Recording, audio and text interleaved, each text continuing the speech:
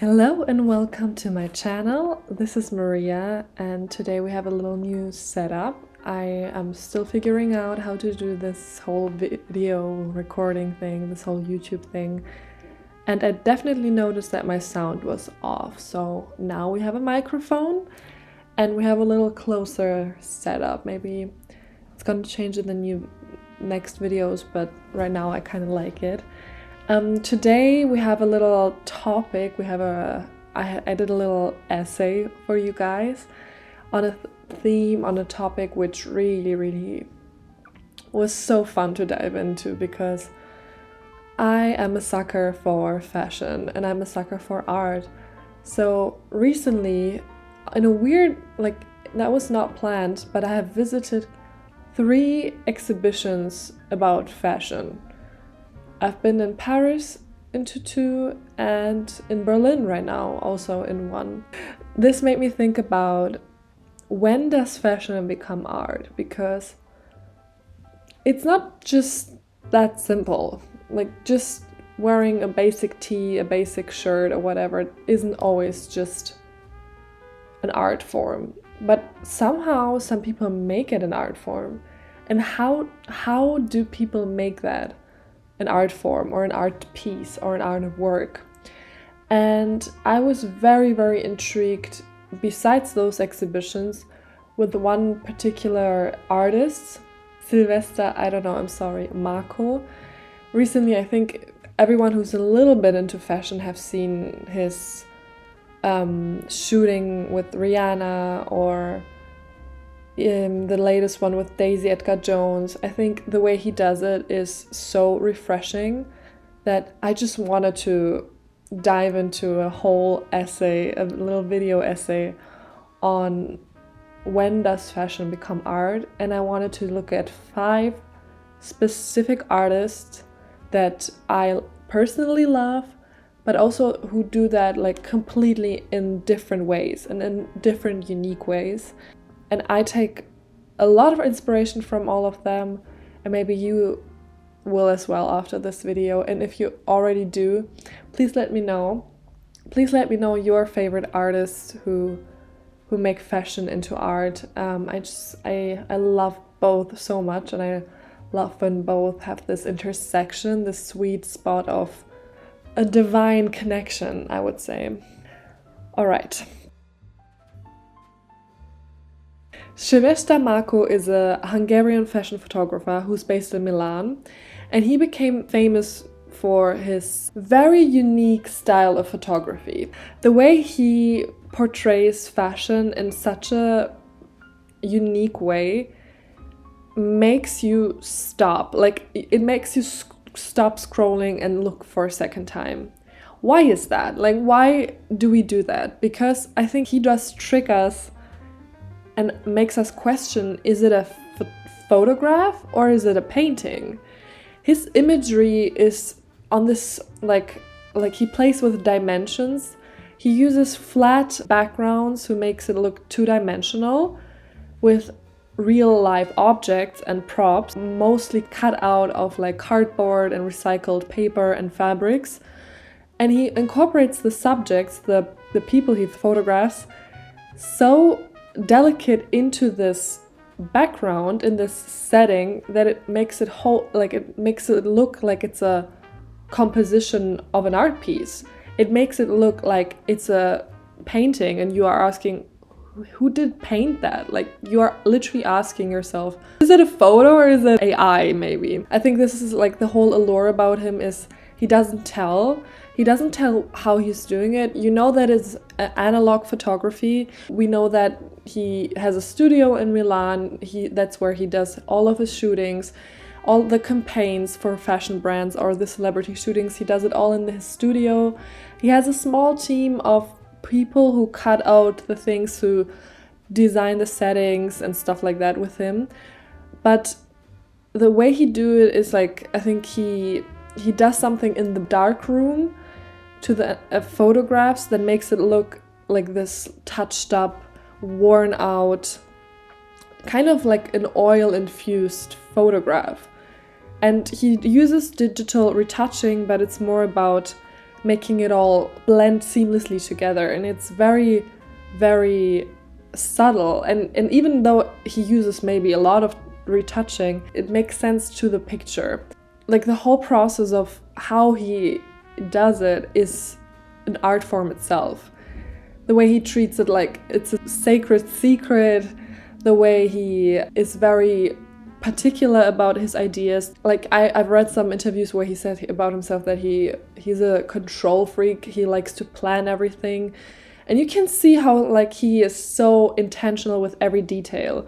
The way he shapes, for example, this Rihanna photo, which is one of my favorite ones, the way he shapes and drapes the garments around the people and around the subject, and it doesn't look like clothing anymore. It looks like a shape. It looks like just an art form, and in the end, yes, you know that it's a dress, but he uses composition so wisely that clothes just seem perfectly embodied in those paintings. I feel like they're paintings, like art pieces, that the clothes are like essential, because without the clothes the composition would fall off. So he uses garments, clothing, accessories, shoes, like he knows how to put it into a scene and tell a story.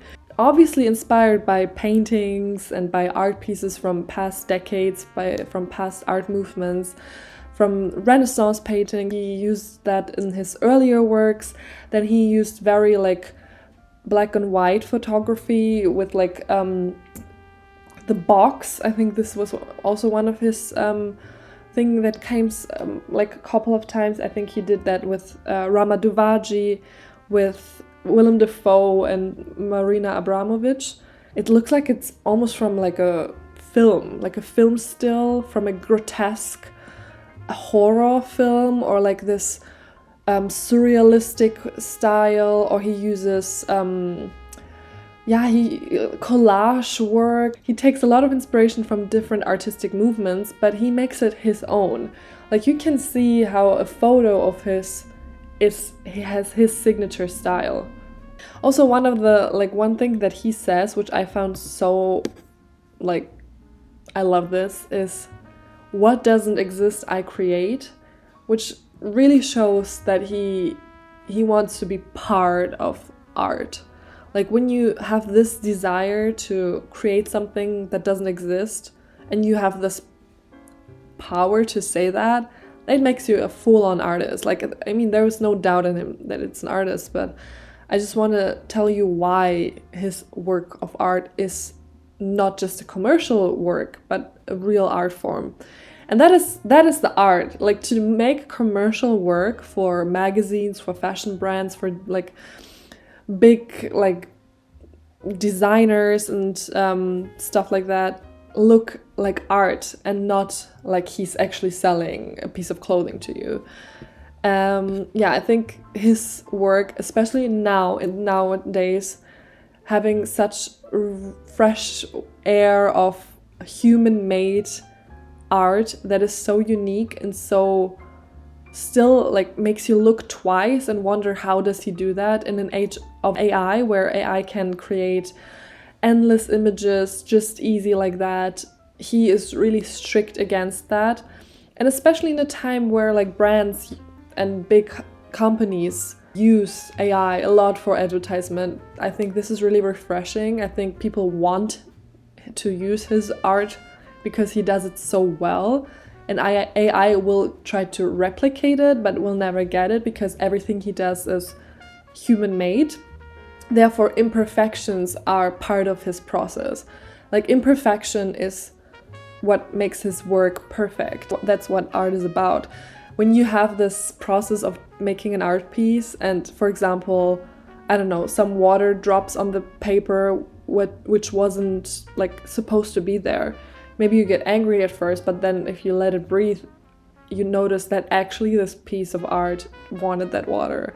And that's also how he describes that sometimes mistakes happen and sometimes weird things happen, and he allows that to happen. And even though he's such a control freak and everything has to be a particular way, he allows weird things to happen as well. And that is so refreshing. And I love his work. Like, I followed him immediately when I saw the Rama Duvaji photos last year, and I was like, fresh air in this time of age and in this art world. And yeah, I can't wait to see more of him. And I think he will photograph every single celebrity that is out there, if he hasn't already. And I'm here for it. Okay, next one is one of my personal favorite illustrators. The artist is called Georges Barbier. He's a French illustrator, and he was one of the leading artists from the art movement Art Deco, which was mainly present in the 1910s and 20s in France, but also took over in other Western countries. He's one of my most favorite illustrators, and I tell you why and why I picked him. Because for me, he is someone who uses fashion to create fantasy and to take you into a different world. I think Makó does that in a very similar way, but as a photographer, he did that illustrating. So Barbier has this background of aristocracy or bourgeoisie. I think like he had like some rich parents from France, so he was in the high society, but he really captured this like essence of the roaring 20s, of like freedom and movement and dance and balls and this dream, especially of Paris. I read a beautiful article of the dreams of Paris and how Barbier actually kind of took he kind of created this dream of Paris, this romanticism, this glitz and glamour, this idea of coming to Paris, going to beautiful balls, to going to like night outs, glistening Eiffel Tower, everything is beautiful in this like dream fantasy world. He basically created that in his illustrations. He was not only just an illustrator for fashion and for fashion magazines, he also illustrated jewelry. I think he did big campaigns actually with Cartier, and also with the other big brands. He also designed costumes, like he really designed fashion pieces. He also designed glass and wallpaper. So just so you know, like he really incorporated a lot of his illustrations, all of those things. Like you can see a huge amount of detail love in his artworks, and I think that is what makes him so special.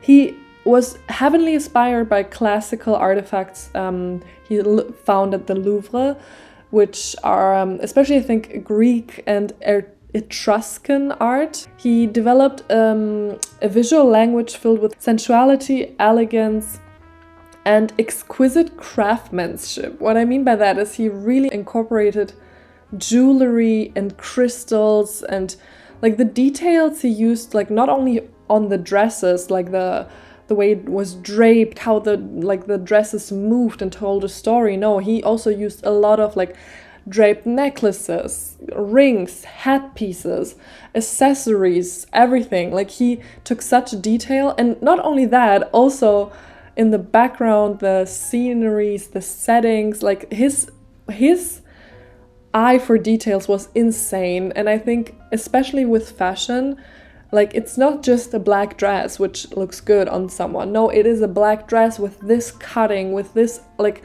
the way it falls, the way it like shapes around the body, and the way it actually tells a story. He is so rich in his illustrations. But it wasn't just that fashion was there and looked beautiful and decorative and it's just beautiful to look at. No, it was really, really part of this fantasy building. And he shaped the 20s style. He was a trendsetter. He was part of this group of students who were part of the École des Beaux-Arts. But the School of Beautiful Arts.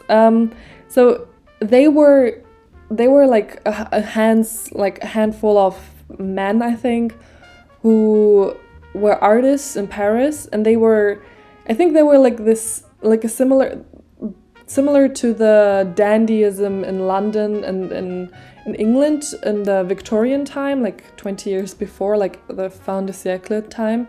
They were the like equivalent in Paris. Basically also a very stylish, handsome young man who described what is in and what is out. Because what they did in fashion and art and other things, they decided like what is beautiful, okay? And he was part of that. So he really was someone who really shaped what was trendy, but he wasn't looking for that. So he didn't just illustrated those beautiful clothes and like shaped trends and stuff like that. He uses fashion to tell myths and fantasies and in those dreamlike worlds, and he takes you there and you just want to be in one of his illustrations. I feel like whenever I look at one of his illustrations, I just want to be in it. Like those Venetian masquerade balls, or those, like, I don't know, the dances when you're in the dinner party. He makes it like, I want a movie. I just want to be in there. Either I want to make a film out of it, or I just want to experience it.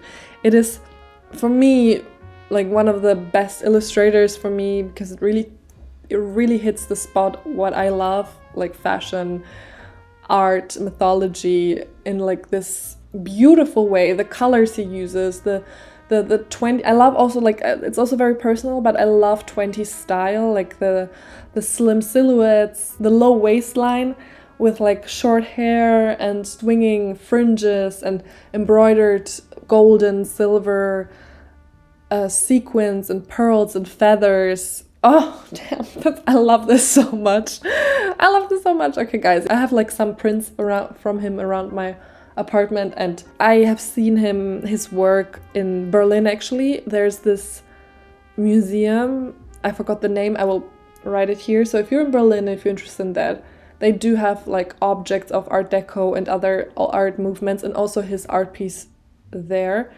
and in Paris as well. And I think it is the Musée d'Art Décoratif or something like that. I've been there also, and I think there were some illustrations of him.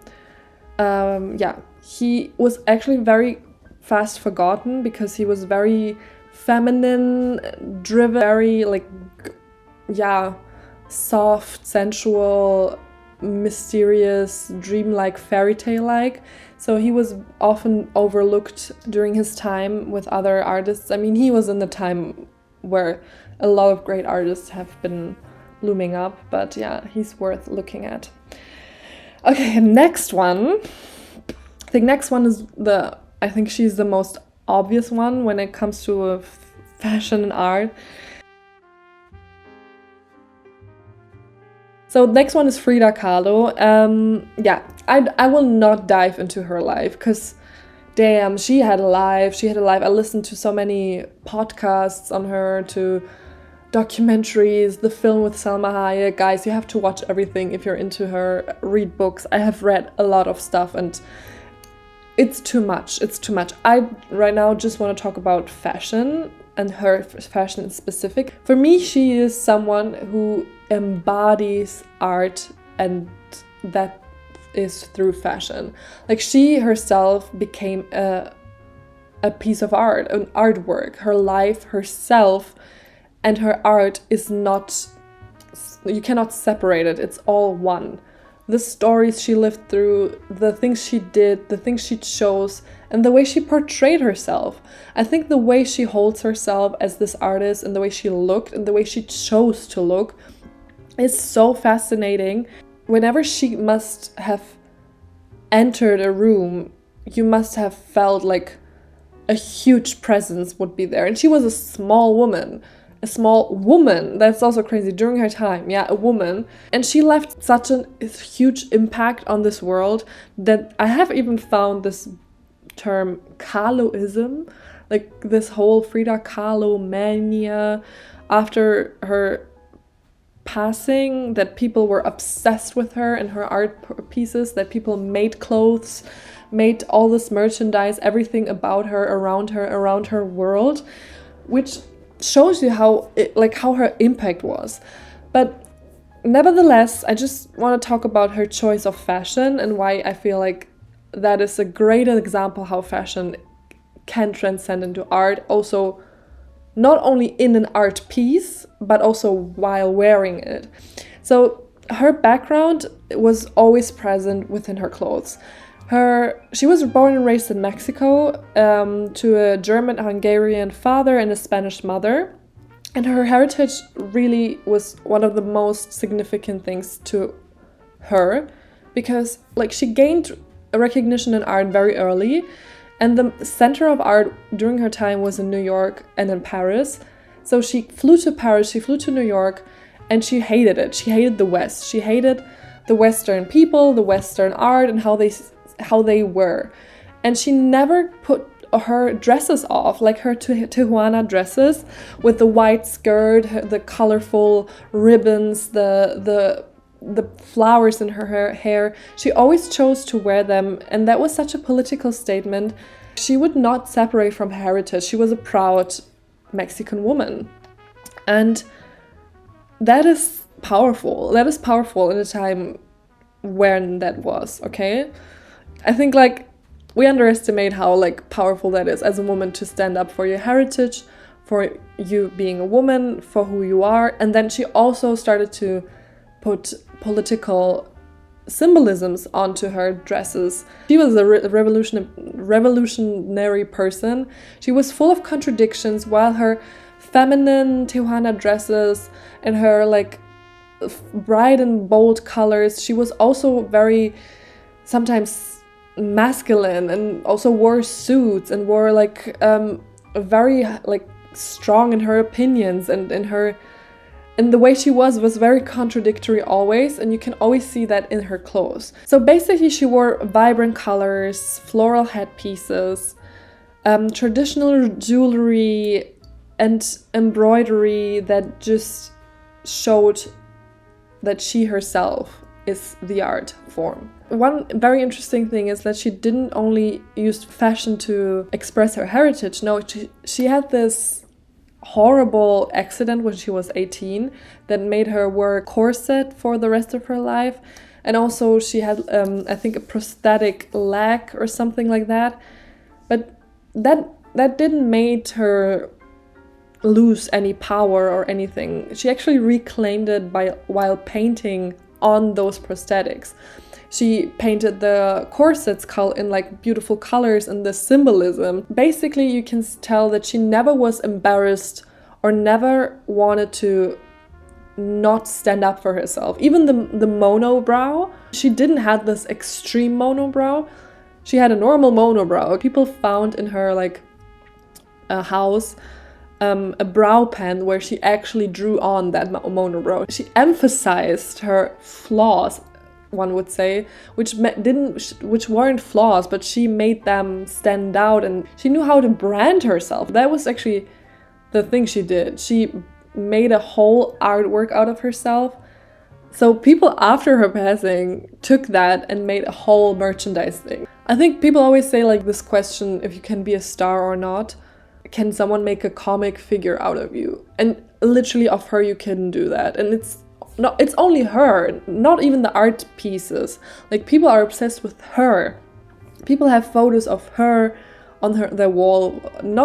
Yes, the art pieces are great as well, and like that's a whole different thing. The way she could paint was amazing, but also in those art pieces she drew a lot of self-portraits. She was her own muse. Basically, she used clothes to express that, and in the art pieces and outside of them. And I think this is like so cool to me, to be so one with your art, which makes it not separable. You cannot separate yourself and the art piece anymore. And I feel like that is true art for me. And she really, besides her like wearing those things to cover up her flaws and her like medical condition, she also had this like passionate and also painful relationship with Diego Rivera. And I think her painting herself like to use pain as a catalyst. She also chose to wear those clothes because they gave her safety, they gave her strength, they gave her identity, and they hold her together. Like they made her cover up the medical condition, they made her sparkle. They made her like this figure that you can't touch. She almost became a myth herself, and that is, I think, a whole, like, besides her great personality, like her grand personality, like big personality, I think the clothes she wore were a big part of her whole myth she built, because the colors, the patterns, the white skirts, the flowers, everything was a beautiful composition that you couldn't forget. And I think that is impressive, and that is definitely how a person can use fashion to become an artwork. Okay, next one is Henri Matisse. Yeah, he's my favorite artist of all time, and I think he is maybe not the first one you think of when it comes to fashion and art. But if you have a second look and a second guess, you know why. Because then it's obvious. I think the way he does is so natural that you don't even think of art and fashion. Like, you don't think of fashion when you think of Matisse. But literally, he had art pieces that were called the Romanian blouse, or the yellow dress, or the woman with the purple coat. His paintings had names of the garments that the women wore. And the reason why it's not the first thing you think of when you think of Matisse is because he does it in such natural way that it blends in together with the whole composition. So basically what he's most famous for is his use of colors and his almost juvenile style of painting, where it looks almost like a child could have made it. Like, that's how people would sometimes say like how he is. He was one of the, like, he was in the group of Fauvism, which means like the wild ones, because they used color in a very crazy expressive way. And he developed his own style, and he also went from like using painting to like cutout collages, and he also did glass work and fabric work, and he did a lot of stuff. I think his most significant thing to do is definitely his color choice, the color blocking, the use of primarily color, of a lot of warm and bright colors, is something that a lot of artists afterwards took inspiration from him, and also a lot of fashion designers. For example, Yves Saint Laurent did a collection in the 1980s who was completely dedicated to Matisse paintings. And his compositions were usually, like, if they weren't some like the cutout phase, but I talk of his time period of when he painted portraits and composition of women. It usually was a woman in an interior design. It was a woman with his typical style of painting the face, with a beautiful garment incorporated in this interior design, with either flowers, a little window, a little carpet, a little stool, a little chair, and everything very simple, but in such perfection that you don't even notice the crazy beautiful garments that he painted. Like, I always look at the garments on the second gaze, because in the first I'm just mesmerized with how everything works perfectly together. I think everyone thinks he's one of this great like masters of color.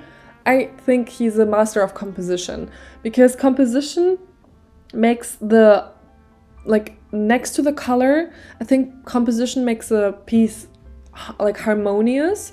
So he knew exactly how to use the fabric and how to use a garment in a natural way that it doesn't look like a fashion painting. Like, you don't think of fashion, but on the second gaze you just notice how immaculate this hat is that this woman wears, and this gown and this jewelry or whatever. Like, he also like used details and like, not like Barbier in like a detailed way, but he used details to make this feel like fashion piece. He didn't just drew a black dress or a yellow dress. No, he drew the pattern on it, the like the soft swinging motion of it, not in like a detailed way, but he lets you know that it is there and you can feel it and you can see it. And I like imagine the women that wore it in immaculate dresses. Like I think always when I see Matisse paintings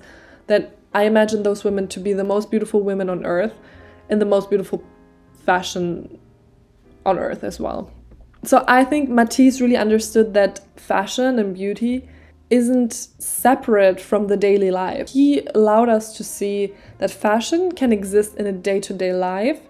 For me, like why I chose him is that he really made fashion like so natural a part of an art composition that it's not even like to question. Like I feel like in his case, I don't even see a question like, is it art? Of course it's art. He's an artist, he's a painter.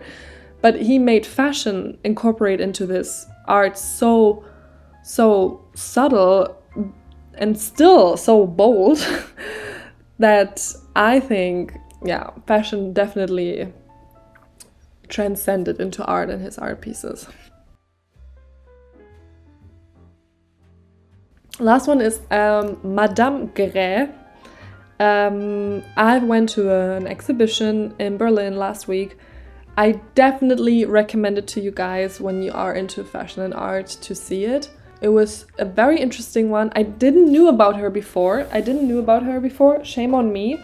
So I just met her through that exhibition. And I fell in love with her. Of course, I fell in love with her. She was trained in painting and sculpting, but she became, like, I think her parents or her family didn't wanted her to be that, and she developed an interest in fashion. So she decided to be a fashion designer. But that interest in sculpting and painting never left her. And she became this like perfect example of crossing art into fashion. So because she's the only fashion designer I picked, but she was one of those fashion designers who has this background in art and sculpting, and she drew the inspiration not only from art pieces like Yves Saint Laurent, but she also had the knowledge of sculpting, and she wanted to become a sculptor, a sculptress, and she became that, but with garments and fabrics. She became one of the biggest couturists, so someone who made haute couture fashion in the 20th century, and she's a woman, so there were not a lot of female doing that, so that's props to her. And she was famous, or she became famous for her draping, because the way she draped the garments made the garments look like they are made out of marble or stone from the ancient Greek time. They look like goddesses, and she also designed the clothes on the bodies of the models. So she really became one with the subject, and it is like sculpting if you are working with the model on it, and you drape every little piece of fabric for, I read, almost over 300 hours. That's a lot. You are sculpting, you are literally sculpting, and she became famous for that. She designed clothes for many big celebrities and important women like Marlene Dietrich, Jackie Kennedy, Greta Garbo. So she took that skill that she had learned in sculpting and adapted it into fashion. So she really became a sculptor in that sense, and I feel like that is such a unique way of transcending fashion into art. She also was very mysterious. She kept her life very private. Like, she explained and she showed her garments, but she didn't talk too much about the techniques she used. She also became the nickname the Sphinx of Fashion, which I found so cool, like the Sphinx of Fashion. So she really had this allure to herself and also brought it to the garments. So they really looked like goddesses. I think they were even called Grecian goddess gowns. I think those were the ones that she really became famous for. So through exquisite draping and flowing fabrics and timeless elegance, her famous Grecian goddess gowns transformed the human body into a moving sculpture. The gowns made the women that wore them look like living and moving sculptures. So she allowed, like, her art pieces, her art form of making dresses allowed other women to become a work of art. And I think that is something which transcends the artist and the art piece into to the other, which I feel like is a very divine and a very otherworldly thing to do. And I think that's why I picked her like as the last person, because I think she really transcended this fashion into art. It makes you not only look like it's from another world and time and another space and dream and everything. No, it makes you also feel like that because you can wear it. And that is crazy. I think that is so crazy. Like, at this point, she's a magician. She's not an artist anymore. She transcended the art form into magic. And that is actually the greatest thing. So yeah, basically I just wanted to talk about 5 very, very cool people like in their art forms, and what I think the most interesting is about each and one of them, and why I think each and one of them did a unique take on transcending fashion into art. And I think it allows other artists as well to do so, and also people who are not doing art but like maybe wearing fashion, who are very into fashion, maybe take a different perspective on fashion and wear fashion intentionally to tell a story, to maybe make an allure or like create an illusion or whatever it is, create a film out of it. Like, you can use fashion, like you can really use fashion in an artistic way. And yeah, I think like fashion is just, when it is used very intentionally and with the intention of becoming art, it is simply art that is alive. Like, it is you can become a moving sculpture, you can become a moving art piece, but also art pieces are enriched by fashion. They become elusive and alluring you into them. So yeah, never underestimate fashion and the power of it and how you can tell stories with that. And I think, yeah, that is it for my little essay. I think the sun is going down now completely. I think I'm also out of focus. I hope this sound was good though. It was my first time with this microphone. I will figure out. I will next time film a little earlier. Okay, guys, let me know what you think about that topic. Don't forget to subscribe and follow me on all my social medias if you want to keep following me, be updated on stuff, on my life, on art, on fashion, on poems, on films, all that beautiful stuff in this world. And yeah, all right, have a lovely day and see you next time. Bye.